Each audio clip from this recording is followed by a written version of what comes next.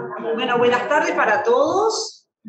Bienvenidos una vez más, esta vez para recibir a Gilsa Iorgandá y Nadia Slimova. La profesora Gilsa Iorgandá es griega, vive en Madrid, estudió civilización griega, actuación y dirección teatral en diversas instituciones de Grecia y Chipre. Trabajó como actriz en varias series y películas. En 2005 fundó su propia compañía de teatro. Actualmente enseña teatro antiguo griego en España. Además ha brindado seminarios y masterclass en diversas universidades. Modera la actividad de hoy Nadia Slimova, su colaboradora, que también está dedicada al estudio del arte y del teatro griego. Y ellas me van a explicar mejor, con más detalles, la actividad de hoy. ¿Sí? Gracias. Ah, por favor, sí. Si pueden silenciar los teléfonos celulares, agradecidos. Buenas tardes. Es un auténtico placer tenerles aquí, saludarles. Les agradecemos su presencia y una vez más cuento un poco la trayectoria profesional de Frisa. Como ya dijo Soraya, Frisa realizó numerosos estudios en el mundo de la interpretación y el teatro, y desde hace muchos años también, después de sus estudios en la civilización griega y el teatro antiguo griego y romano, Frisa se dedica únicamente al estudio de la tragedia griega, y esa pasión, o mejor dicho, eros por la tragedia griega, por el drama antiguo, le llevó a desarrollar su propio método de estudio del teatro antiguo griego, que es el método Zeta, que es una manera de aproximación a los textos trágicos en base a su relación con la cosmología, la filosofía y el mito en la antigua civilización griega. Y dentro de esta perspectiva metodológica se enmarcaría la conferencia de hoy, que se dedica a la retórica del discurso político en Medea de Eurípides, que es esta tragedia, nunca mejor dicho, mítica. Entonces, sin mayor demora, le doy la palabra a Frisa y espero que les guste la Necesito un poco de luz. No veo nada. Vale, muchas gracias. Gracias a todos por estar aquí hoy. Es un placer para mí estar en un país tan lejano para hablar de uno de los logros de los griegos, uno entre muchos, que es el teatro y la filosofía en general. Y me siento más cerca de Grecia aquí en la Fundación María Tsakos, y también porque este evento se halla bajo los auspicios de la Embajada de Grecia en Uruguay. Por ello, quiero expresar mi agradecimiento a la embajadora de Grecia en Montevideo, señora Narcisa Braila, y a la directora de la Fundación, Soraya Ochoviel. Sé que la Fundación María Tsakos ha hecho un gran trabajo y sigue haciéndolo. Lo más importante para mí son los cursos de la lengua griega, que para mí, para mi opinión, es la herramienta que nos ayuda a entender el universo en general. Muchas gracias. Hoy el tema es la retórica y el discurso político en la Medea de Eurípides. Desde el principio quiero decir que mi inglés español no es muy alto. Pero vamos a ver. ¿Qué queremos decir hoy con el término retórica? La retórica es el estudio y la técnica que se ocupa de la síntesis de logos, oral y escrito, con el fin de hacerlo convincente y eficaz. La retórica está casi siempre vinculada a la política, el derecho, las relaciones públicas, la publicidad, el periodismo, áreas afines de las humanidades, la religión, las ciencias sociales, la literatura, incluso a la arquitectura, como lenguajes visuales portadores del significado. En la Grecia antigua, la apreciación de la belleza es un discurso y su estructuración existe desde la era de Homero. El ideal heroico contenía la fusión de hazañas y las palabras. Como dicen los griegos, mithon decir, ergon decir, los dice la Ilíada, Homero, donde Félix habla con Actes. La retórica tiene que ver principalmente con los filósofos presocráticos y los sofistas. Sofista viene de la palabra sofía, la sabiduría. Sabemos que todos hemos visto por alguna vez una estatua de la diosa Atenea. Todas las estatuas que teníamos los griegos tenían un papel un poco de terapia, de curación, todos los símbolos que tienen. Y Atenea, aparte de casco que tiene, la lanza y el escudo, tiene también un serpiente que siempre tiene la boca arriba. Y eso tiene que ver, siempre, es símbolo también de la medicina, es símbolo del quirition de Hermes.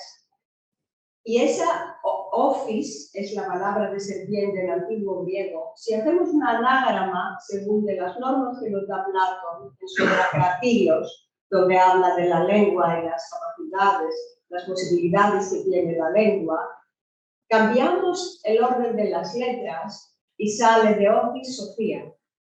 La diosa Atenea es la diosa de la sabiduría, pero también de la guerra, de la estratégica, porque para ganar en una guerra no necesitamos solo... tenemos otro dios para la guerra, que es el Mars, el Ares, pero también necesitamos a Atenea, la estrategia, la lógica para ganar. Y por eso en su estatua, que era dentro de Partenón, tenemos otra estatua que en su mano derecha tiene una victoria.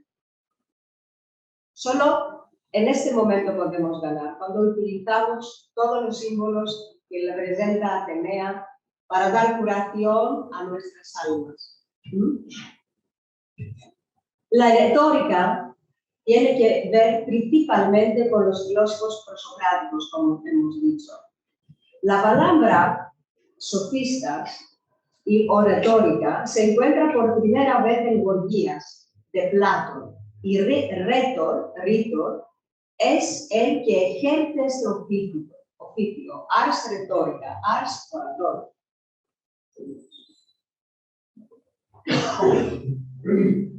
La retórica es el arte del logos, del discurso, la lengua. En resumen, este arte de logos, ¿qué es logos? Muchas palabras en todo el mundo incluyen esa frase, logos. Y el arte de la retórica es un arte neutro, no se ve afectado por el contenido. Sus principios y condiciones pueden aplicarse a cualquier tema. Este fue un motivo de acusar a la retórica, es decir, que ella puede servir tanto el bien como el mal. Aristóteles responde que lo mismo pasa con todas las cosas buenas, por ejemplo, la fuerza física o la riqueza.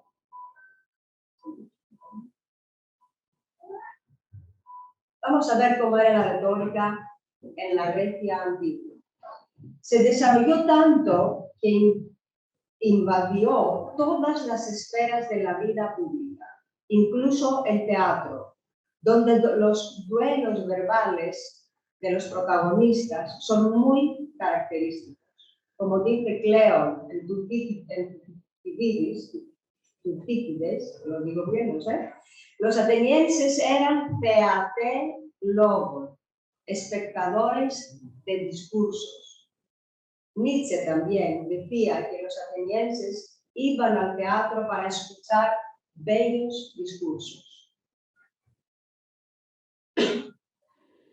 Vamos a ver el estilo verbal. Aristóteles consideraba las mayores virtudes del estilo, la claridad y la sencillez, porque si un discurso no se puede entender, no cumple su función. Es más, consideraba mejor escribir sin arte porque un discurso sin arte puede que no sea bello, pero un discurso pretencioso resulta feo. La retórica, naturalmente, fue cuestionada. Especialmente el filósofo Platón fue el gran enemigo de los sofistas y les acusaba que no servían a la verdad, ya que, por ejemplo, podían defender ambas facetas en un asunto y principalmente se basaban en el argumento de la conjetura y la verosimilitud, el hipós, como decimos en el antiguo griego. Por otro lado, es entendible que los sofistas y la retórica hayan resaltado la relatividad de la verdad, iluminando el mismo tema desde dos facetas distintas. La crítica más famosa de la retórica y los sofistas la encontramos en la obra de Aristófanes de Teles, Las Nubes, donde tenemos una competición entre logos justo e injusto, donde el discurso injusto es el ganador.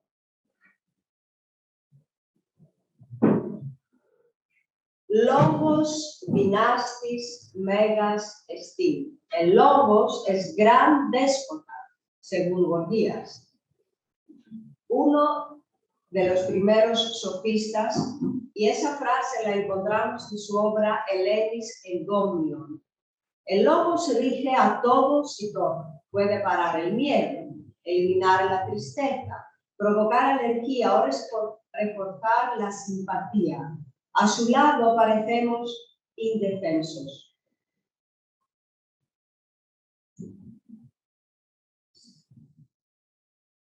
Vamos a ver ahora, aparte de la retórica, qué es phizó, la persuasión.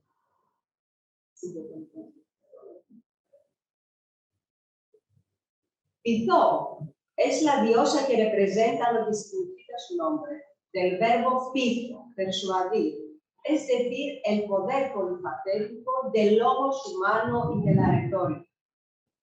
Inicialmente se presenta como la diosa del amor y del matrimonio. Simbólicamente, un matrimonio es una unión que regenera una vida nueva. El amor es necesario, lo que te motivará a hacerlo. En otras palabras, te tienes que persuadir. En otros sitios, Phizó aparece como hija de la diosa Afrodita y Hermes. Hermes de Herminía, de interpretación y compresión de las cosas. O como también ayudante de la Afrodita, de pozos y hímeros. En otras instancias se encuentra como invocación religiosa a Afrodita y Ártemis, o como una de las oceanidas, hija del océano y de Tetis. En la mitología romana se llama Suabela o Suada. La vemos aquí. ¿Podemos? Sí, pasan las imágenes. Aquí también. Aquí, la boda de Helena y Paris Alexandros. Tienes también. Y aquí con hímeros. Phizó, como hemos dicho, es la diosa que representa lo que significa su nombre. Persuadir, entonces. Okay.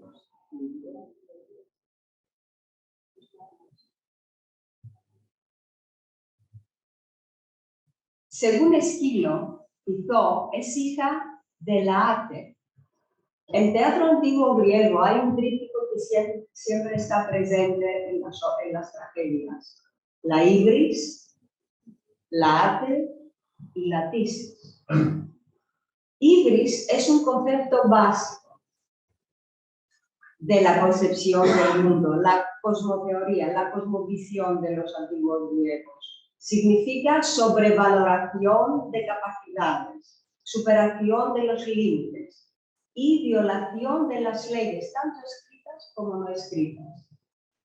Ate, a quien la explicación más buena de Ate es a quien haya contenido a Libris, los dioses ensombrecen su mente y así proviene a actos peores. Entonces, cuando existe la Ibris, siempre viene una Ate.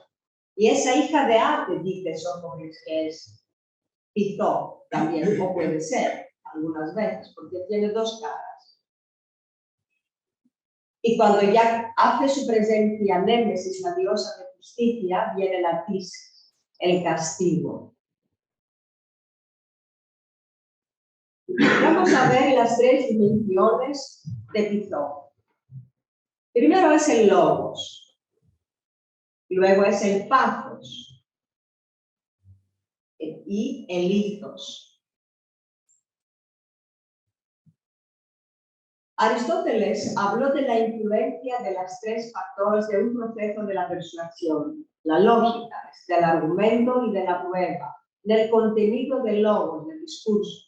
El argumento viene primero y está seguido por la prueba, normalmente con verdades de validez general o algún refrán algunas veces. El sentimiento, luego, emociones o miedos, es hablar al público con ironía, lenguaje poético, palabras con carga emocional. Y el ethos es de la ética, del carácter del orador.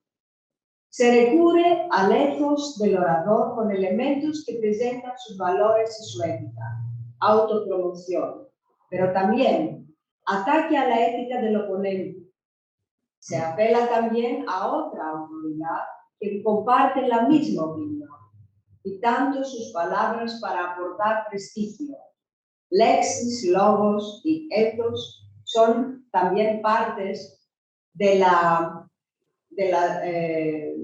cualitativas de una tragedia, según Aristóteles. Aristóteles separa la tragedia en partes cuantitativas y cualitativas. Las cuantitativas tienen que ver con la estructura del texto, las cualitativas son lexis, ethos, mitos, melos que diania. Muy básico, lo vamos a ver un poco aquí, lo tenemos. Vale.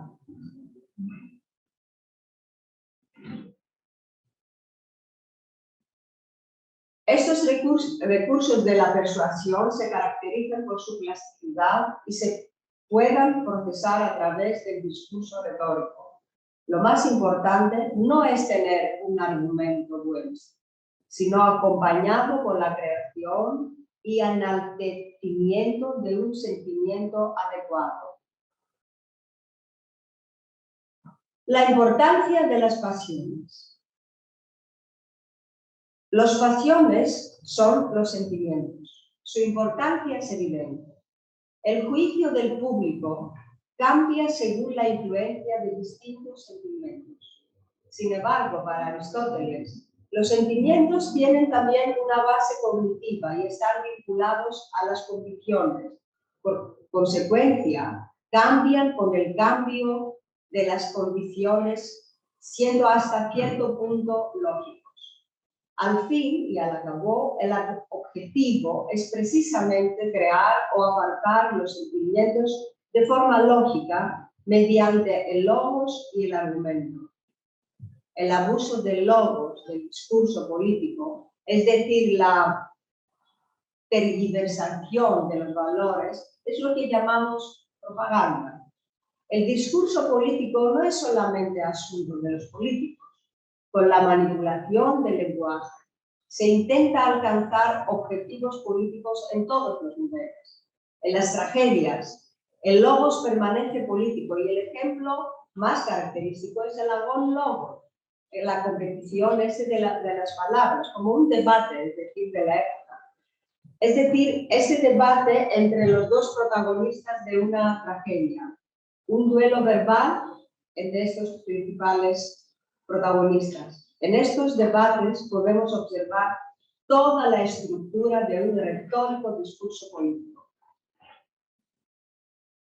Existe también la retórica visual, de la imagen, del flyer en el Twitter. Roland Barthes nos habla desde 1964 de la retórica visual en su libro Comunicaciones. El arte visual se logra mediante la selección adecuada de las formas y líneas y los colores y la síntesis también. Y por supuesto, el logos. Vamos a ver un ejemplo.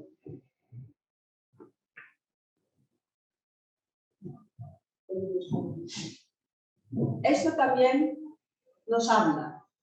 Es una estatua, no como las estatuas de los dioses o los atletas. Es un monstruo. Es la esfinge. Lo conocemos casi todos. Está presente en todo el ciclo tebaico, en todas las tragedias de Sófocles. Está presente, estaba, porque ahora está dentro del museo, en Delfos. Tenía una columna de 12 metros y encima esta estatua de la esfinge, para que la gente la vea desde lejos y pensar, ¿por qué está aquí una esfinge? ¿Qué significa esfinge? Es un símbolo aberrante, esfinge. Vamos a ver por qué. Vamos a ver su genealogía.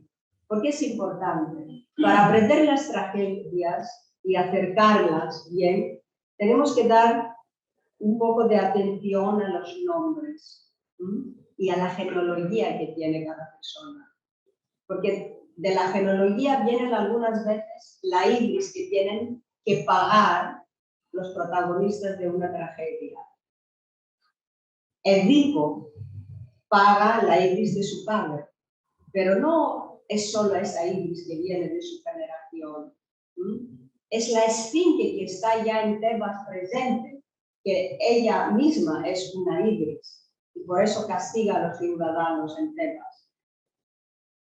Esfinge viene de la genealogía de la Gea y Pontus. Luego Forgis y Quitó, Egidna, que es su madre. Y de Egidna, con su hijo, y Egidna con su hijo Orfo, hacen Esfinge y León de la Nemea. Vemos aquí nombres que conocemos de los trabajos de Hércules también. El Kérbero y también el León de Nemea, que era el primer trabajo de Hércules. ¿Por qué? Porque el león de Nemea representa el ego. Tenemos que matar primero este ego y luego subir todos esos 12 niveles que han subido tanto Hércules como también Teseo y los otros héroes. Y por eso tenemos solo 4 en toda la mitología griega. Existen solo 4 héroes. La palabra héroe no tiene el mismo sentido que tiene ahora. Ahora Batman es un héroe, pero no tiene que ver con esto. Es totalmente distinto. Vamos a ver un poquito la Egidna, por favor.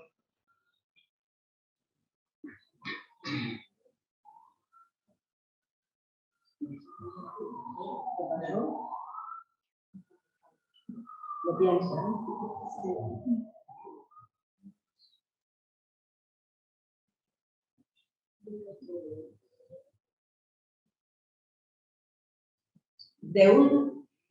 En genealogía general, que nos da Teogonía y la genealogía de los dioses de Síono, siempre vemos que tenemos dioses y monstruos. En la misma genealogía vienen.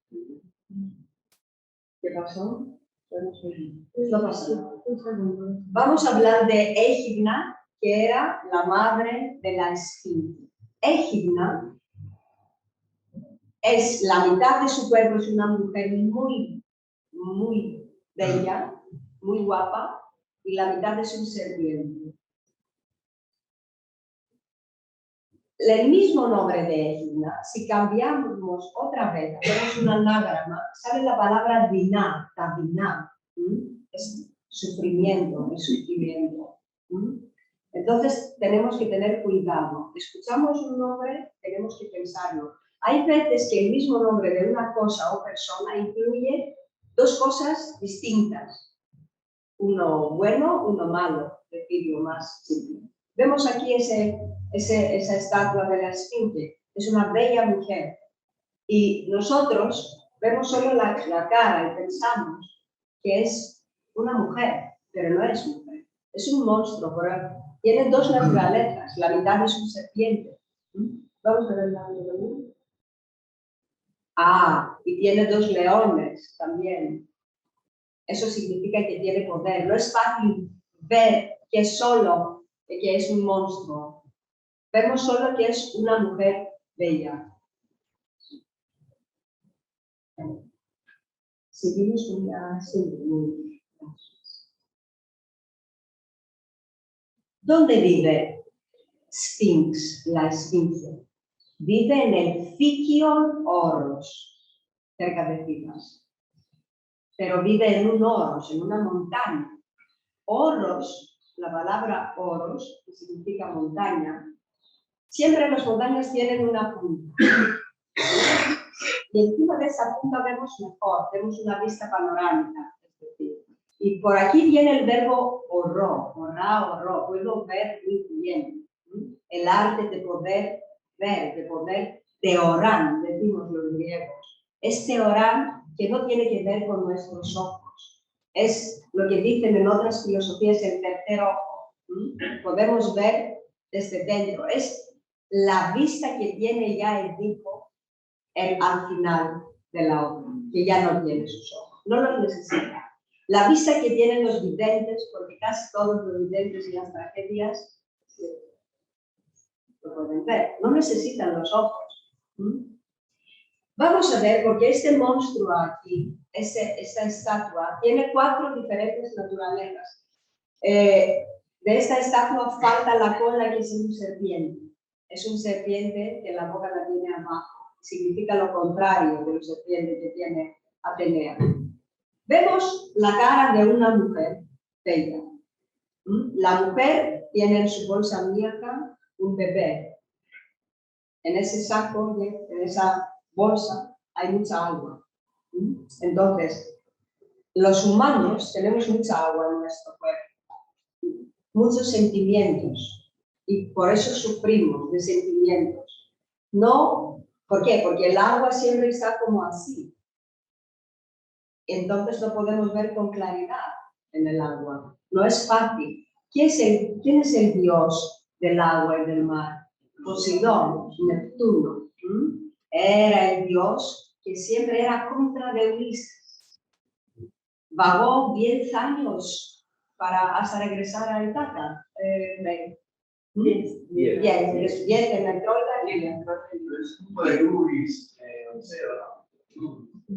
Sí, pero no tiene que ver con Ibris. Sea como es un héroe, es fase de los trabajos de Ulises hasta regresar a Ítaca, entre comillas, que inspiró luego muchos poetas también. Pero ese agua que siempre está como así como nuestras almas y no nos dejan pensar con lógica. ¿Dónde tenemos el agua? Por todas sus partes. ¿Cómo separa nuestro cuerpo Platón? Separa la alma en 3 partes y el cuerpo también. Aquí tenemos los instintos básicos, instintos sexuales y que nos afectan también. Aquí hay una vara que se llama diafragma, la barrera del dios, porque Días es el Zeus, y de la palabra Días viene la palabra Dios, y separa este sucio parte de nuestro cuerpo, y aquí es el otro parte que tiene que ver también con el aire, porque aquí tenemos un órgano que se llama timos, avenas. Eso controla aquí algunas hormonas, y también aquí se crean los linfáticos T. Y eso aquí controla muchas cosas. Y luego tenemos un puente que separa estas partes, el parte este que es como así, como el aire, va por aquí, por allá, el agua, el resto y los instintos, y un puente separa esa parte que es lo más puro, que es el fuego, el cuarto elemento. Porque lo que tenemos en nuestro planeta son estos 4 elementos. La quinta esencia no existe en nuestro mundo. En la quinta esencia, en éter, viven solo los dioses y las musas. Y luego, aparte de la cabeza que tiene esa estatua aquí, tiene un cuerpo de un animal. Tenemos muchos símbolos en la mitología griega. También un animal es el centauro. tiene el cuerpo de un animal, un caballo, un álogo o ati. Podemos hacer las conexiones también. Álogo, sin logos, no puede hablar, pero también sin lógica.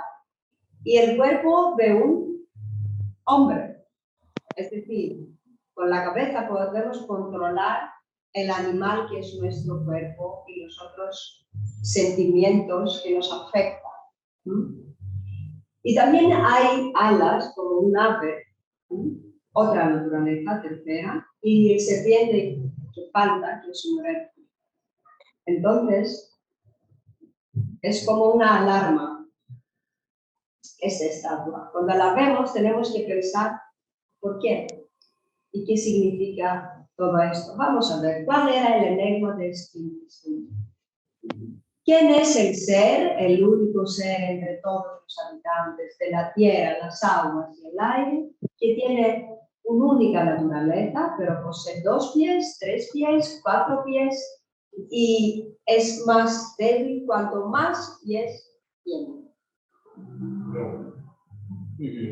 Anthropon catelexas, contestó el Edipo, y así resolvió el enigma. Tetrapus, con 4 patas, como los animales o como los bebés. Porque cuando nosotros tenemos 2 pies, entonces la conexión con la tierra es pequeña. Pero en 4 pies, y cuando todos esos órganos están paralelos con la tierra, ella nos atrae todos los instintos que tenemos. 4 pies los bebés, pero los bebés actúan solo con sentimientos. Quiero comer, quiero dormir, quiero mi mamá, nada más. Y eso también significa que no tienen lógica. Cuando ya el hombre tiene 2 pies, podemos entender con los 2 pies que existen más cosas de lo que podemos ver con nuestros ojos. Lo visible. Y con los 3 pies, pensamos que es cuando ya el hombre tiene una edad y necesita un bastón. No es como así, es lo contrario. Con 3 pies ya tenemos conocimiento. Es el sagrado tripus que dedicaron al dios Apolo siempre, después de una victoria, los griegos, después de una guerra. Vamos a ver la imagen. Ahí vemos un tripus donde está sentada la Pitía. Esos eran los trípodes que estaban dedicados al Apolo. ¿Sí? Y aquí es el dominio de Pisistratus, que está en Agorá, en plata, en Atenas, donde aquí hacían esos regalos a favor de los dioses después de las torres. Seguimos con nuestro tema, hablando, aquí vemos ¿cómo se llama? Kirki. Kirkis, en su obra Keptos Pínacas en griego, era estudiante de Sócrates, y amigo activos. Es el que está dialogando en la obra de Platón, Fedon, y nos habla de las 3 bestias. Estamos viviendo en 3 dimensiones, 3 partes del alma, como hemos dicho según Platón, 3 mundos de teatro, porque la palabra teatrón es tea de vista, trón de 3, vista de 3, ¿de 3 qué? En el teatro, como es la letra Z, que existe solo en el alfabeto griego, es un círculo que nos separa una línea al medio. Entonces, por un parte, la misma arquitectura de un teatro antiguo griego representa esto. La mitad parte es donde el kilo, donde están sentados los espectadores. En el centro de un círculo es siempre la orquesta, y en el centro de la orquesta el altar, la cimeli o troceta, y lo que falta es la escena, porque no vemos la Z entera en la arquitectura, falta este parte, y aquí es la escena donde los actores actúan. con mascarilla. Porque sabemos que la tematología de las tragedias es siempre el mito. Y el mito representa la historia del universo. Entonces es el parte lo invisible. Porque todas las tragedias están llenas de símbolos, por eso analizamos algunos símbolos y arquetipos. Los protagonistas no son personas, son arquetipos. Entonces, no se mezclan nunca los actores con los miembros del coro, porque el coro, ¿qué hace? En esas tres partes, que es el mito, es decir, el mundo de Zeus, el Poseidón, que es la línea que separa estos tres puntos, y el Hades, el dios del inframundo. Tres partes, tres mundos. Y el coro, haciendo giras en la orquesta, pasa de un mundo a otro, a los tres, girando estrofa a distrofa, cantando y bailando la misma hora. Y en las estrofas lo que dice, crece siempre pensamiento a los espectadores. Porque, por ejemplo, dice cosas que cuando leemos una tragedia, no entiendo lo que quiere decir. ¿Por qué no dice cosas que tienen que ver con la historia que vemos? Pero la distrofa viene y conecta esas dos cosas, ¿no? Es como una semilla, porque la misma palabra orquesta, de la misma prótesis orgisis, es el baile, el arte del bailar, pero orgis son los testículos de los hombres. Conexión puede tener. En los orgis está el esperma. Con el esperma se crecen cosas, pensamiento. Y por eso la lengua griega no sé, una maravilla, un zabma, como decimos los griegos, porque puede hacer esas conexiones directamente. Los españoles, por ejemplo, utilizan el verbo escuchar para decir que es acuo en griego, pero para decir acústica, en casi todas las lenguas utilizamos el verbo griego. Lo mismo pasa con la música. Música, musa. Dentro de la palabra hay un nus, una oreja. El nus es muy importante para aprender. Primero escuchamos y luego aprendemos. ¿Cómo empieza, por ejemplo, Homero, su obra Odisea? ¿Cuáles son los primeros versos? Ven, musa y cántame. Hablan del hombre de múltiples cejas, que por muy largo tenemos. Lo mismo hace Hesíodo. Us es muy importante. Entonces, seguimos con nuestro tema porque hacemos paréntesis. Hablamos de estas tres bestias. Deliti, que es el olvido, Plani, que es el engaño, y Agni, que es la ignorancia.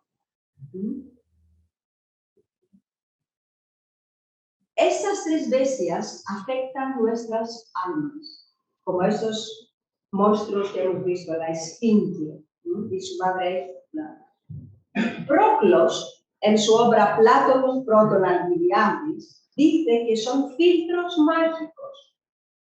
En Odisea del Homero, Circe da a los 23 marineros y amigos de Ulises, les da a beber una bebida dulce y les transforma en animales.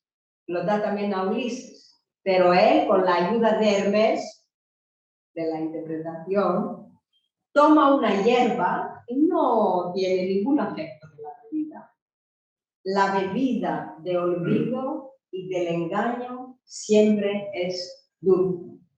Las verdades siempre son amargas, como las aceitunas del árbol de la Atenea. No podemos comerlas directamente del árbol. Son muy amargas. Es la sofía, es la sabiduría. Tenemos que hacer antes muchas cosas. Cuando estas tres están presentes y vivimos con ellas, no podemos subir a otros niveles. Estamos con cuatro patas, como los animales. Y hago un paréntesis, decir, ¿por qué 23 marineros? Porque 23 son los pares de los cromosomas en el núcleo de cada célula humana. Todo es simbólico, cada palabra en las tragedias, porque en la tragedia vemos, todas las tragedias tienen tiene niveles de profundidad múltiples. Entramos en uno y luego volvemos y vemos otro, y otro, y otro. Cada frase tiene importancia, pero también cada palabra. Y cada palabra tiene letras. Y podemos pensar por qué la letra tiene el esquema que tiene. ¿Por qué el Y es como un Y? ¿Yo? Y, por ejemplo. Que lo vemos, es el símbolo del Mercedes, por aquí es del pub, pero también parece como una bifurcación de 3 calles. ¿Dónde mata Edipo, su padre, sin saberlo? En una bifurcación. Siempre encontramos eso. Esos nos hablan los poetas de cosas que son muy importantes para aprender lo que quieren ellos pasar como mensaje. ¿Sí? Aquí vemos Ulises y Hitler. Hay que mencionar también que Sófocles, a lo largo de su obra de Hipólito, nombra a la esfinge 3 veces como Aidos, Aedo dura, la dice, Aedo, cantante gruñosa, enfurecida. ¿Por qué? Porque nos engañan. Nosotros no vemos el monstruo que es. El problema de estos aedos, los oradores, existió desde siempre. Como nos dejamos llevar por la ilusión y admiramos, por ejemplo, una ideología, un nombre o cualquier otra imagen, corrimos el peligro de apoyarnos nuestros 4 pies. Vivimos en una época de la imagen, de las ilusiones, de la fantasía absoluta. Y por eso el arte de poder ver, el arte de orar, es aún más difícil. Estos aedos, semejantes a la esfinge, se ubican encima en una tarima alta y nunca confiesan la verdad al pueblo. Los demagogos saben muy bien que dicha masa está dominada por los deseos y los instintos, y por eso los entregan a las masas de vuelta embellezadas. Precisamente estos aedos, estos demagogos, son el espejo de las masas. Las masas ignoran que los muchos son malos y los pocos buenos, dice Heráclitos en su libro Platonos Proto-Alcibiades.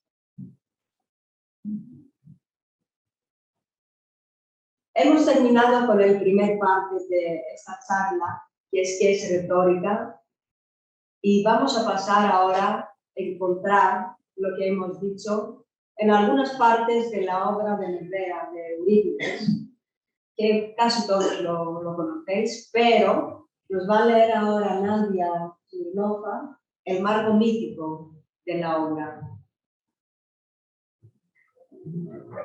Muy bien.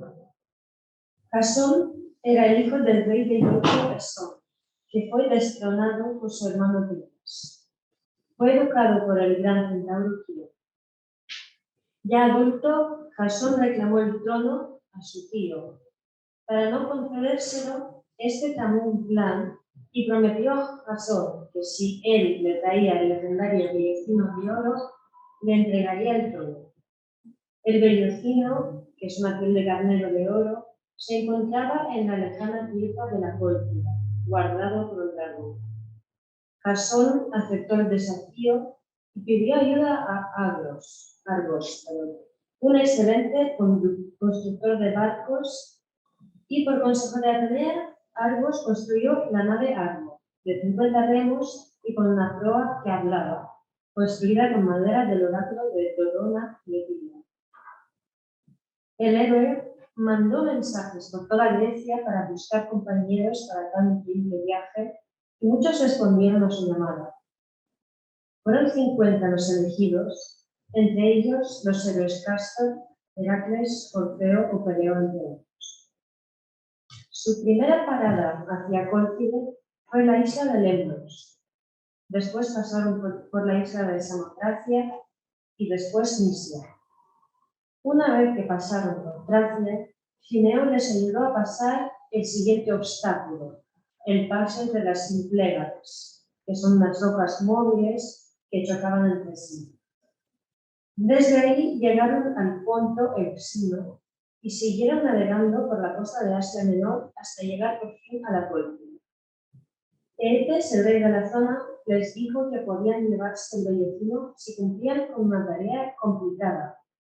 Esta consistía en domar 2 toros que echaban fuego por la nariz, arar con ellos un campo, plantar dientes de león y vencer al dragón que protegía el árbol donde se encontraba depositado el Bellocino. Jasón, siempre protegido por los dioses, enamoró a Medea, la hija del rey y poderosa hechicera, evidentemente con la ayuda de Afrodita y de Eros, lo cual hizo posible el cumplimiento de esta hazaña.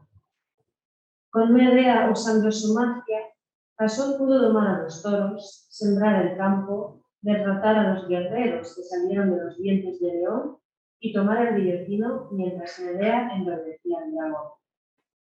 Jasón y los argonautas partieron a toda prisa junto con Medea. Apenas el rey Eetes descubrió la fuga de Jasón y Medea y el uso del Bellocino de oro, se lanzó a la persecución del arma. Medea, para retrasarlo, dio muerte a Astirto, su hermano que viajaba con ella, y comenzó a tirar al mar uno a uno sus miembros. El infeliz Eetes perdió un tiempo precioso tratando de recoger las partes del cuerpo de su amado hijo y de este modo los fugitivos lograron alejarse de Pitón. Los argonautas, después de una larga travesía, llegaron al fin a Iolco. Había llegado el momento en que Jasón debía reclamar al rey Pelías su legítimo derecho al trono.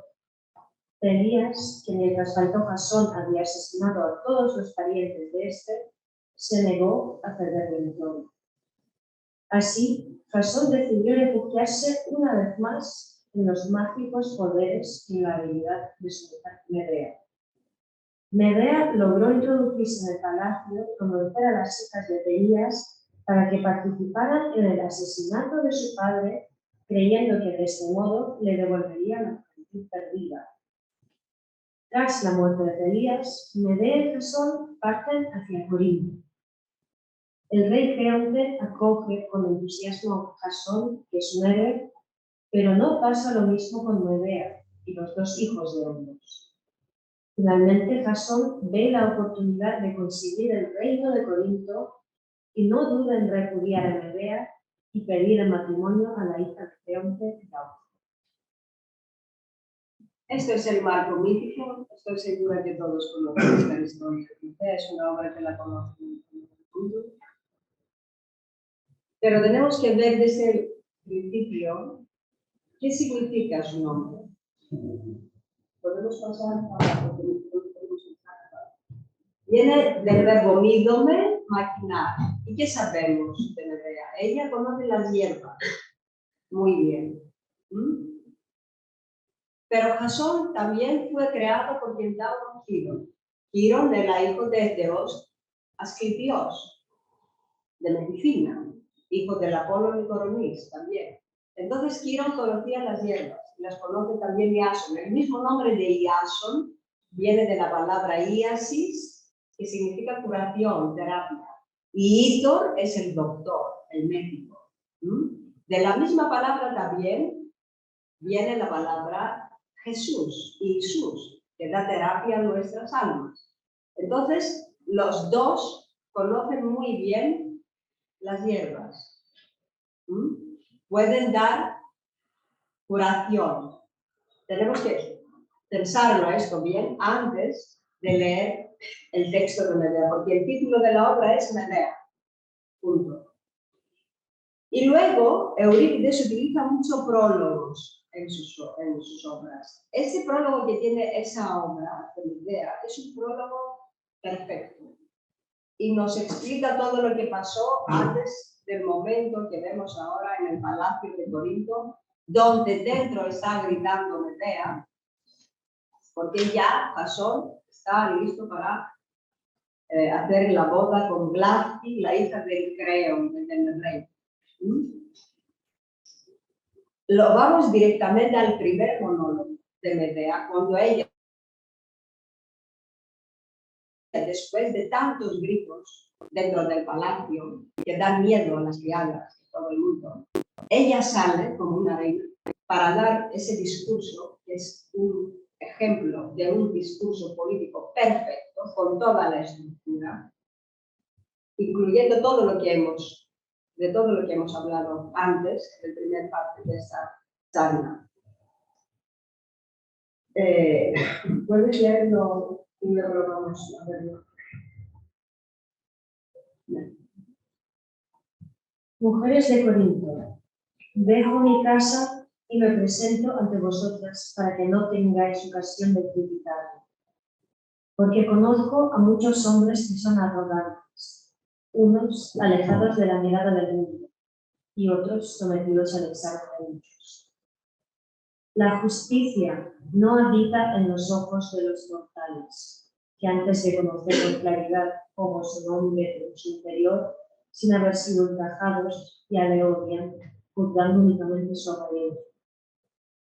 El extranjero está obligado a adaptarse perfectamente a la ciudad que le acoge, pero no puede elogiar al ciudadano arrogante que, poniendo su ego por encima de todo, ofende a sus conciudadanos a causa de su necedad. En cuanto a mí, ahora, este mal que me ha caído encima inesperadamente me ha desgarrado el alma. Mi vida se acabó. He perdido la alegría de vivir que ansío, queridas mías, la muerte. Pues aquel que lo era todo para mí, lo sé muy bien, mi esposo, resultó ser el más ruin de los hombres. De todas las criaturas con sentimiento y razón, las mujeres somos las más desdichadas. Primero necesitamos, gastando muchísimo dinero, comprarnos un marido, para después convertirlo en dueño y señor de nuestro cuerpo. Si malo es lo primero, mayor desgracia aún es lo segundo. Y aquí está el conflicto supremo. ¿Tomaremos el bueno o el malo? Porque la separación en la mujer es una afrenta y tampoco se nos permite repudiar al esposo. Y cuando una se encuentra con otros hábitos y costumbres que no ha podido aprender antes su hogar, tiene que ser adivina para comprender cómo debe comportarse con su compañero de lecho.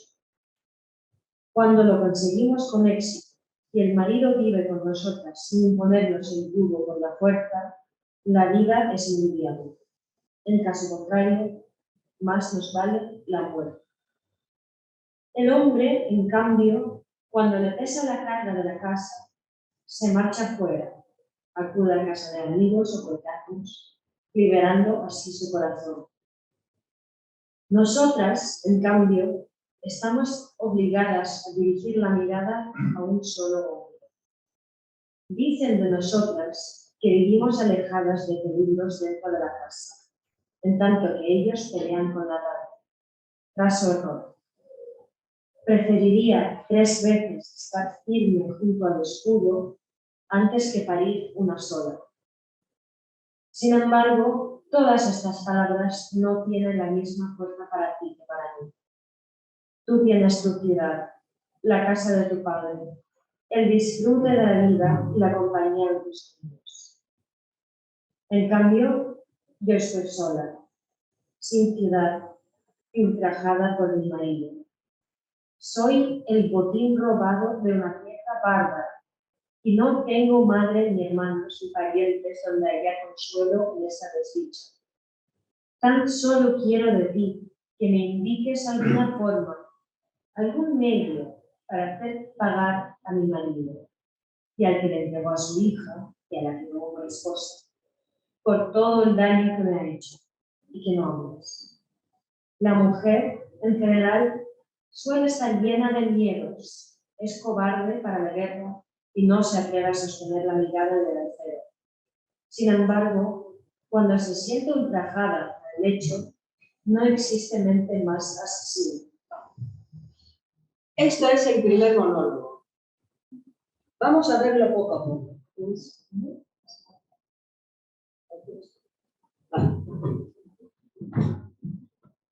Sal como un político, mujeres de Corinto o mujeres de ciudadanos de Montevideo. Dejo mi casa y me presento ante vosotras para que no tengáis ocasión de criticarme. ¿Por qué? Porque conozco a muchos hombres que son arrogantes.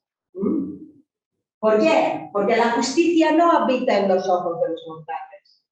Eso es un ejemplo de buen logos, de la retórica. Tiene razón, es un argumento muy bueno. ¿Y cómo sigue? Sí, cambia. El extranjero está obligado a adaptarse perfectamente a la ciudad que conoce. Pero no puedo elogiar al ciudadano arrogante que poniendo su ego por encima de todo, ofende a sus ciudadanos a causa de su ciudad. Tiene razón. Medea es extranjera, no es griega. Es reina, sale, dice lo que sí, dice a las mujeres, el público son todas mujeres. Entonces, como dice, mujeres de Corinto, salgo porque eso lo sabemos todos muy bien que la justicia no existe. Sí, sí lo sé, soy extranjera y tengo que seguir todo lo que tenéis aquí, todas las leyes y todo esto. Muy bien. Sí, por favor. Y luego pasan los sentimientos. Eso siempre afecta al público. En cuanto a mí ahora, este mal que me ha caído encima inesperadamente me ha desgarrado el alma. Mi vida se acabó, he perdido la alegría de vivir y ansío, queridas mías, la muerte. En el texto antiguo griego dice, Files, cuando una reina sale de su palacio para decir el problema que tiene, entonces ¿cómo se sienta el público? Directamente está con ella. La reina me habla y me dice el problema que tiene con su marido. Somos amigas. El sentimiento va directamente dentro de los corazones de esas mujeres. Aparte que son mujeres también, y les afecta. De todas, ¿y cómo sigue? Porque luego tenemos muchos versos dedicados, es decir, un poco de feminismo, que cuando sufrimos las mujeres, mucho. De todas las criaturas con sentimiento y razón, las mujeres somos las más necesitadas. Primero necesitamos gastando muchísimo dinero. Habla de este dote. Compramos un marido para después convertirlo en dueño y señor de nuestro. Bueno, qué buenas palabras. Sigue por el bueno. Y ya cuando lo tenemos, no sabemos si es el bueno o malo. Y pues vale. Cuando una es extranjera como yo y no está acostumbrada de lo que existe aquí, probablemente puede hacer errores. Y sigue con esas frases y habla luego de lo contrario. Pues nosotras ya estamos, tenemos un nombre y no podemos cambiarlo. Ellos, si no les pesa la casa, salen fuera y todo bien, perfecto.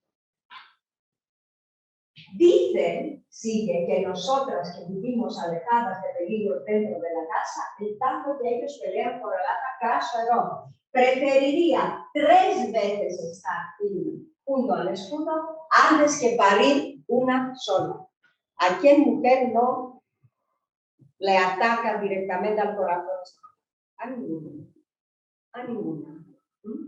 ¿Ves que cómo lo va paso a paso? Ese monólogo tiene 5 partes que son la estructura esta de un discurso político. ¿Cómo van los políticos? Primero, ciudadanos, sabemos cómo son las cosas, sí, lo sé, la situación es como está y tenemos que adaptar lo que pasa, y luego pasamos que ya la gente no tiene comer y tenemos que hacer algo, y la gente a todo el mundo, y tenemos que hacer nuevas leyes y proteger los ciudadanos que son más pobres y bla, bla, bla. Sigue, vamos a ver. Sin embargo, todas esas palabras no tienen la misma fuerza para ti que para mí. Yo soy una refugiada. soy extranjera. Tú tienes tu ciudad, la casa de tu padre, el disfrute de la vida y la compañía de tus amigos. En cambio, yo estoy sola, sin ciudad y ultrajada con un marido. Soy el botín robado de una tierra bárbara.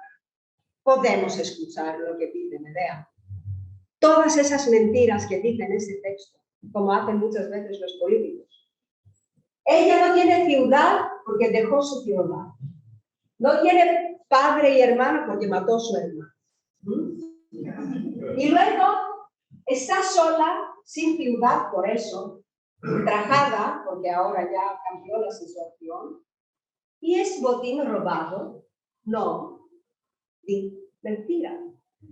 Habla perfectamente bien porque, como los políticos, al final del discurso piden lo que quieren.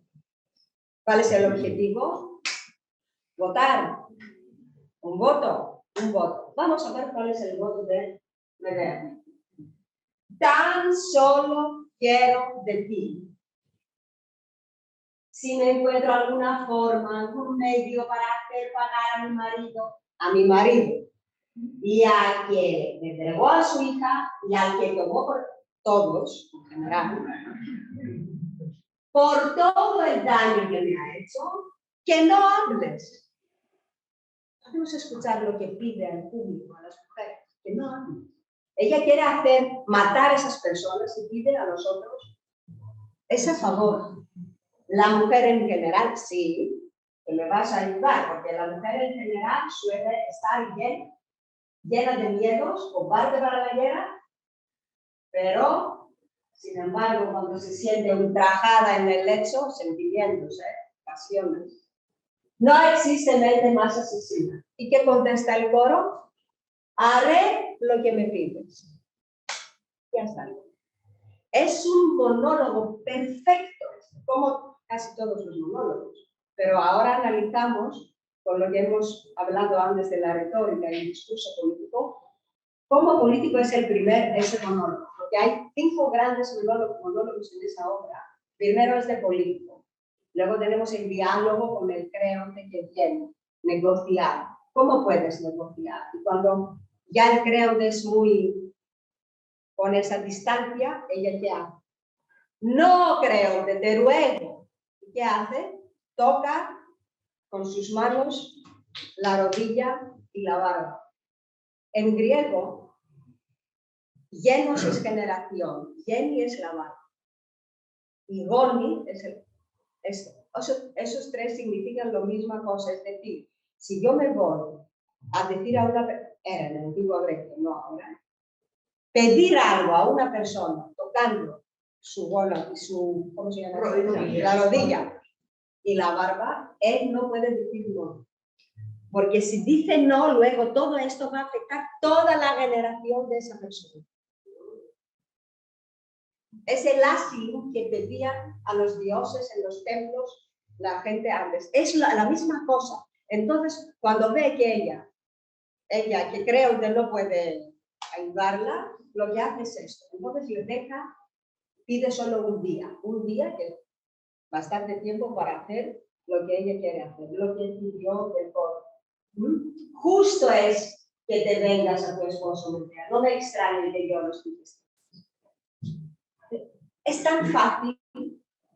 ¿Por qué? Porque con las palabras podemos manejar los sentimientos del público. Eso es que pasa también en esa tragedia. Aparte de esto, Medea no es humana, es diosa, es la nieta del sol. Y por eso sale al fin de la obra con el caro del sol. ¿Qué significa sol? La luz. Pero ¿cómo puede un humano que es Carcasón, es un humano valiente, tiene capacidades, conoce las hierbas, viene de buena familia también, viene del árbol genealógico de Posidón, pero ella viene del Zeus. Entre el Posidón y el Zeus hay una diferencia. Zeus controla todo el universo. Los dos vienen de buenas generaciones, pero ella representa lo divino y él lo humano. Es una hibris cuando lo humano quiere atacar de una manera u otra lo divino. Eso no puede ser posible. Y por eso Jasón tiene que pagar. ¿Cómo paga? Ya no sigue la generación de... ¿Cómo no sigue la generación de Leví? Porque los hijos que tiene con su madre, esa generación tiene que contar ya Antígona. Lo vive su nombre, Antígona, contra su generación. Es un fruto de una boda que no es normal, no sé cómo decirla, es sucia, incesto. Y por eso esa generación de cómo termina de Jasón también. Aquí vemos la idea también.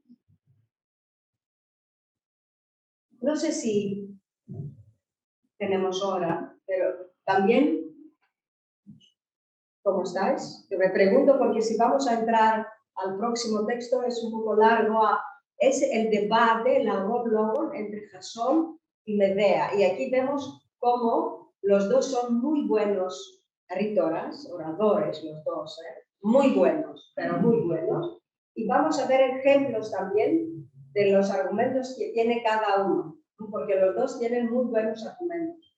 Jasón tiene razón, porque como rey, los hijos que tiene que tener, si no eran de una griega, la madre no era griega, no tenían el derecho a ser reyes luego. Entonces, él para seguir ser rey, tenía que hacer niños con una mujer griega.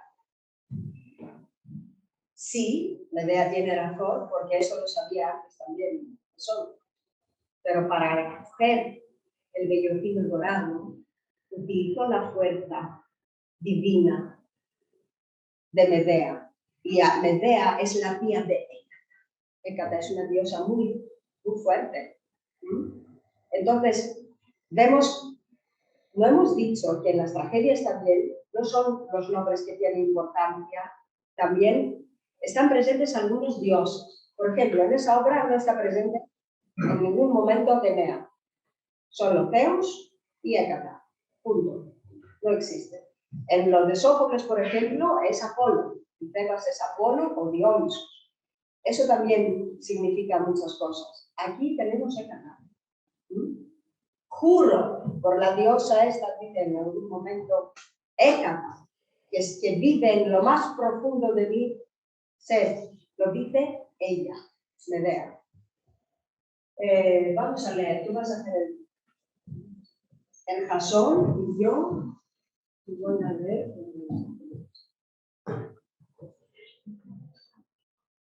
¿Lo tienes? No.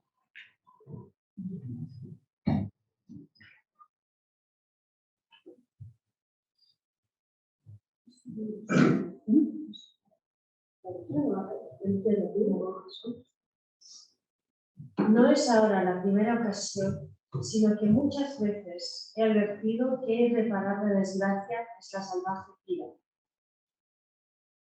Pues cuando te era dado habitar este país palacio, si soportabas pacientemente las decisiones de los más poderosos, a causa de tus insensatas palabras serás expulsada del territorio. A mí no me afecta. No dejes de decir jamás que Jasón es el peor de los hombres. Pero respecto a lo que has procedido contra los reyes, ten por ganancia absoluta y verte castigada con el exilio. Yo continuamente intentaba apaciguar la irritación de los encolerizados soberanos y deseaba que te quedaras, pero tú no dejabas tus locuras, insultando sin cesar a los reyes. Por ello serás expulsada del país. Mas con todo, sin haber renunciado a los míos por eso, he venido preocupado por tu situación de mujer, para que no seas desterrada sin recursos con tus dos hijos, ni necesitada de nada. El exilio acarrea consigo muchos infortunios. Aunque me odies, jamás podría yo sentir hostilidad hacia ti. Entra en la escena Jasón y dice esas palabras. Y empieza el abono. Miserable. La primera frase de Medea. Pues no encuentro insulto mayor para tu cobardía. te presentas delante de mí a pesar de que eres mi mayor enemigo. Esto no es coraje, esto no es valentía, haber maltratado a las personas que amabas y atreverte después a mirarlos de frente. Este es el mayor de todos los vicios de los hombres, la desvergüenza. Sin embargo, has hecho bien viniendo, porque yo podré lanzar todas mis acusaciones contra ti y así aliviaré mi alma, mientras que tú al oírlas sufrirás. Comenzaré pues por el principio. 1, 2, 3, 4. Yo te salvé. Como bien saben todos los griegos que te acompañaban en la nave Argos, cuando llegaste para hundir en el yugo del toro con aliento del fuego y sembrar el campo de muerte. Al dragón que vigilaba insomne el vellocino dorado, protegiéndolo con los innumerables pliegues de su cuerpo, lo maté yo misma y alcé para ti la luz salvadora. Traicioné a mi padre y a mi casa para encontrarme contigo en Yorgol y el Pelión, y escuché a mi corazón, no a la razón. Asesiné a Pelias con la muerte más terrible que existe. Lo mataron sus propias hijas y destruí todo su palacio. Yo hice tanto por ti. Y tú, miserable, me traicionas acudiendo al lecho de otra, a pesar que no teníamos, de que teníamos hijos. Solo si no los tuviésemos podría tal vez entender tus ansias por ese matrimonio. Se ha perdido la fe en los juramentos. Y yo no puedo saber en qué crees.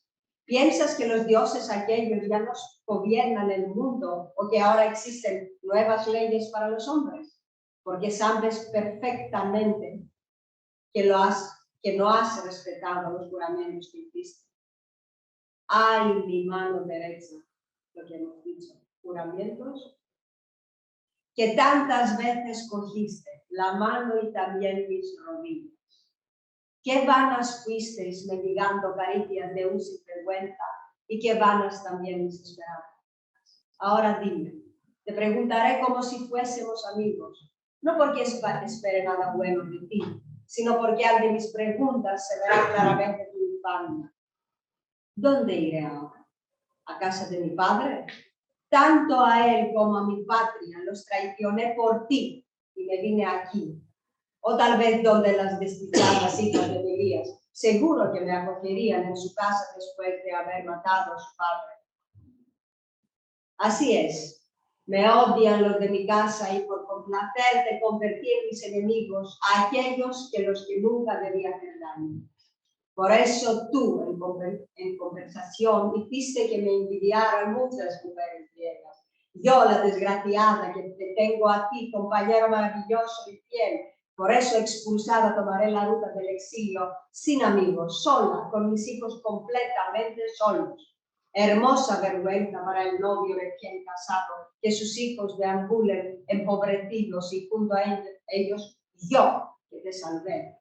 Oh Zeus, ¿por qué para distinguir el oro falso has dado a los hombres medios claros y certeros y no has impreso una marca en el cuerpo de los hombres para poder descubrir al oro? A los falsos. Vemos aquí, dice todos los argumentos que tiene ella. Yo te salvé. Nos dice la historia del vellocino dorado. Y dice que eso lo saben casi todos los griegos. Luego, traicioné a mi patria y a mi casa. Asesiné a Pelías. Yo, dice, ha hecho tanto por ti y que por fin tenemos hijos. Si no teníamos, pues vale, podías hacer otra boda. Y sigue otra vez diciendo, yo hacía esto y esto y esto. Y luego utiliza un poco de sentimientos. ¿Dónde iré? ¿A casa de mi padre? ¿O a la casa de mi tío? No puede ir ni en mi casa ni en otro lugar. Y luego utiliza un poco de ironía. Yo, la desgraciada, te tengo a ti, compañero maravilloso y fiel.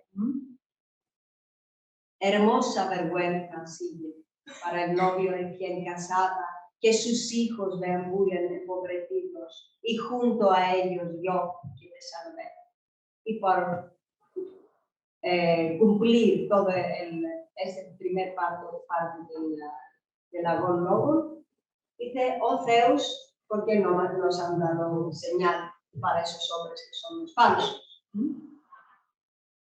Y sigue Jasón contestando cómo hacen en un debate los políticos. Empieza uno, contesta.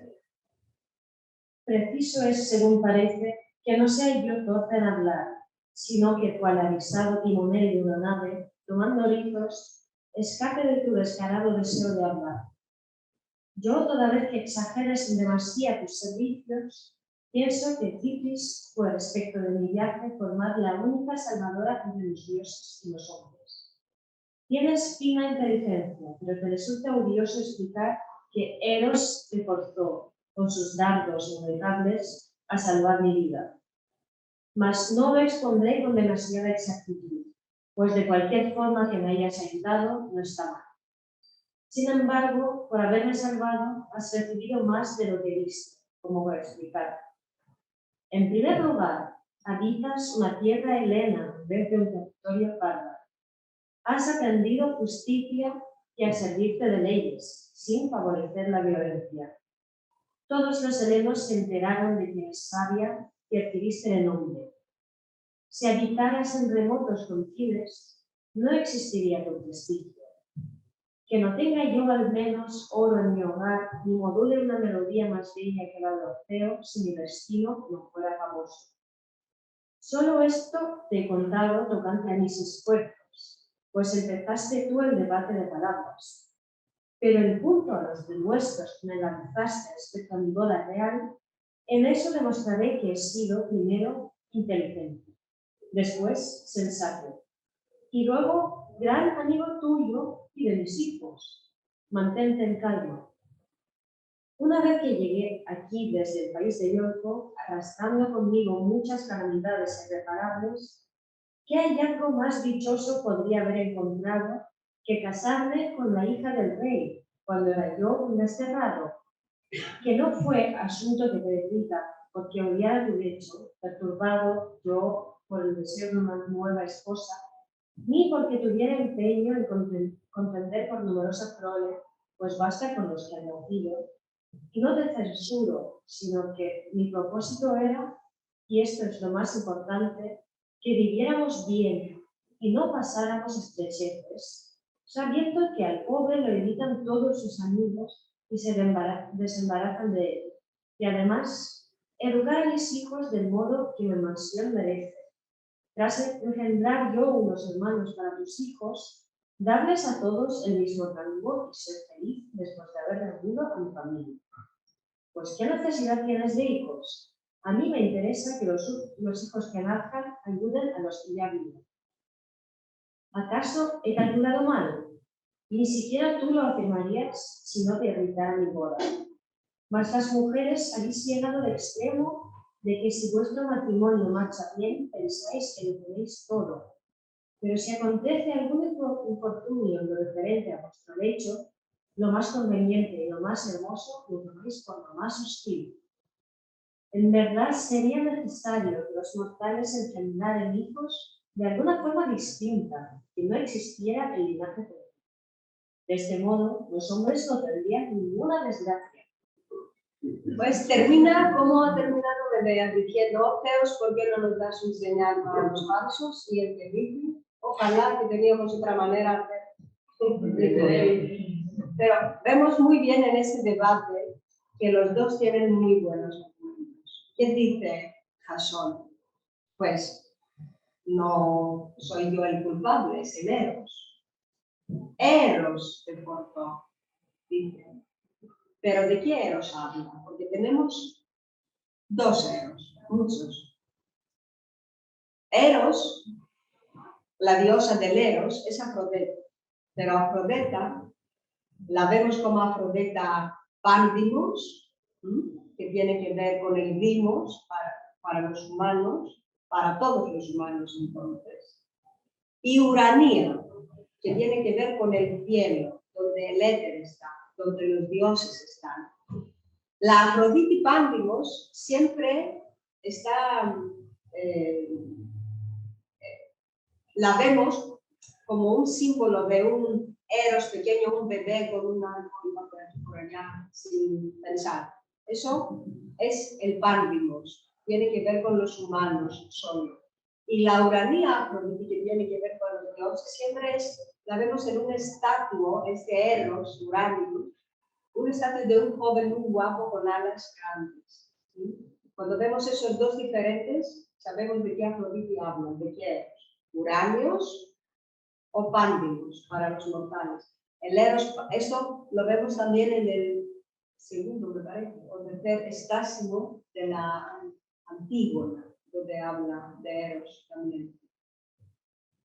Eros te forjó, te contesta a Medea. Y luego, habitas en una tierra helena, en vez de un territorio bárbaro. Te conocen todos los griegos. Tienes justicia. Eso nos da también informaciones, cómo vivían en esa época en Grecia. Justicia es una cosa que no podemos tener en la página. No la tenemos casi nunca. Aparte de eso, tenemos que explicar la misma palabra justicia, porque las leyes las hacemos nosotros, los humanos, no son las leyes de los dioses, es otra cosa, esas leyes no escritos que existen. Entonces somos culpables nosotros. Un humano nunca puede hacer una ley muy justa, es difícil. Y por eso la justicia casi nunca está presente en los humanos, en la humanidad, en la tierra. Y luego dice, es necesario hacer esa boda. Y eso va a ser bueno también para nuestros hijos. ¿Por qué? Porque los hijos que vienen con Medea están en peligro también. Matarlos porque son extranjeros, como hacen en muchas familias de los reyes, algunas veces. Tenemos la historia muy bien, muchos ejemplos.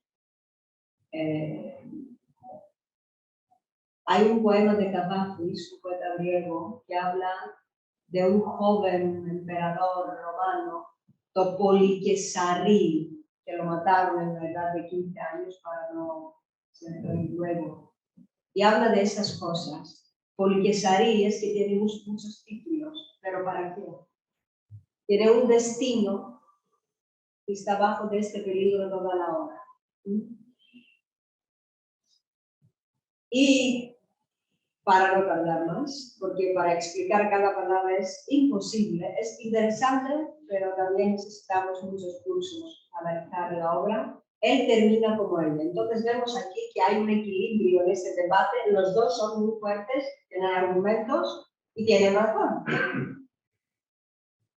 Y el nivel más profundo que debemos ver es esa diferencia entre la genealogía de las personas, que la Medea es diosa, no es humana. Por eso sale, va a Atenas con Egeo, hace otros niños y luego sale otra vez. Es otro arquetipo Medea.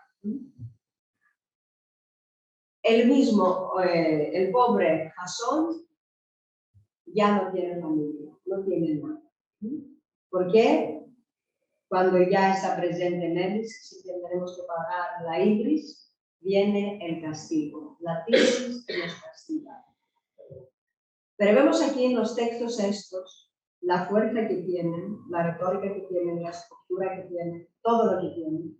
Tenemos que acercar esos textos y entrar en lo que dicen, dedicar un poco tiempo de cada palabra, pensarla, como hacemos algunas veces los actores. Buscamos las palabras claves, hacemos un poco de, ¿cómo se llama?, meditación sobre esa palabra, buscamos informaciones primero y luego ya cuando tenemos muchas informaciones, cerramos los ojos, pensamos qué quiere decir, porque si no entendemos lo que dice la palabra, ¿cómo podemos pasarla a los espectadores? Es difícil. Pues más o menos yo puedo seguir hablando muchas horas, pero ya hemos terminado. Si queréis hacer alguna pregunta, por favor. Si no, No sé. Puedo seguir si quieres.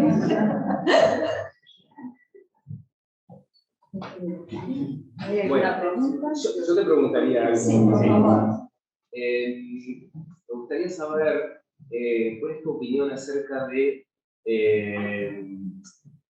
la razón en realidad que lleva a Medea a matar a sus hijos. Porque en realidad no hay futuro para ellos.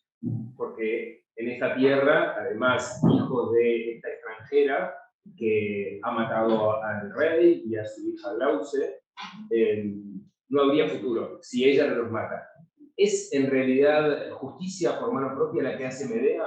¿O también está el castigo para Jasón, que es quien Es ha... el castigo que viene, es para Jasón. Y Medea puede salvar a sus hijos. Tiene la capacidad. Y también existen otras historias de Medea. Esa es la versión que nos da Eurípides para Medea. Y nos da esa versión porque nos deja el espacio pensar por qué. Hay muchos porqués en las tragedias también.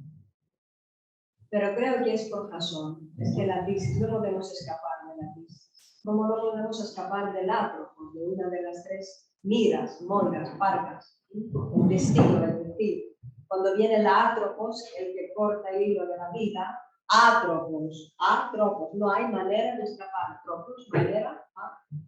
Entonces es igual como esto. No podemos escapar de nuestro destino. El único que podemos hacer es con nuestro libre albedrío manejar las cosas un poco mejor. Nosotros, pero ellos no. Sí. ¿Otra pregunta? Pues sé que siempre las preguntas son difíciles, luego salen preguntas. Después pasa tiempo y piensas, ay, ¿por qué no me salió esa pregunta? Pues muchas gracias a todos. ¿Quieres preguntar algo? Por favor. Sí, simplemente bueno, yo estuve trabajando Medea, que yo leí la griega en español. Fuimos justamente con ese texto. Y sobre todo lo que surgió el tema de las pasiones humanas, porque de alguna manera la vigencia que más allá de lo mítico, a lo que nosotros en esta cultura nuestra no accedemos con mucha información. Y el tema de las pasiones humanas siempre toca, y por eso las tragedias siempre son vigentes. Lo clásico es lo nuestro, todos los días. Y en ese sentido, estuvimos también considerando todo esto que es tan terrible en cuanto a lo que hace Medea con sus hijos, ¿no? Es decir, el deseo de venganza, ser arrastrada por esas pasiones. Como esto que visto fríamente parece tan imposible, ¿no? Mandar a los hijos en ciertas ocasiones, ¿no? Lo hemos visto en las crónicas policiales. Esto surge también entre nosotros. Y por eso digo que qué importante es esa conexión entre estas pasiones sobrehumanas, aparentemente tan lejanas en su entorno, y al mismo tiempo tan reales en cuanto a lo que nosotros podemos vivir como partícipes de esa condición humana. Las pasiones tienen que ver con el agua y hemos dicho que los hombres sufrimos de esa cosa. Pero tenemos que pensar que esas acciones que vemos en esa obra, tenemos que pensar primero que no son hombres, que no son humanos, son arquetipos, que dice Platón. Dice que todo está plasmado en nuestra alma y con un estímulo exterior sano. Son las ideas adormecidas, como dice Platón. Esos arquetipos están dentro de cada persona. Y viene un momento ese, de repente, exegesis, lo decimos en la filosofía griega, algo sale, es la palabra, por eso buscamos la palabra, porque alguna vez de una palabra podemos ver, abrir un horizonte grande. Entonces, no tenemos que enfocar en las acciones, porque las acciones es un ejemplo que nos ayuda a ver otras cosas.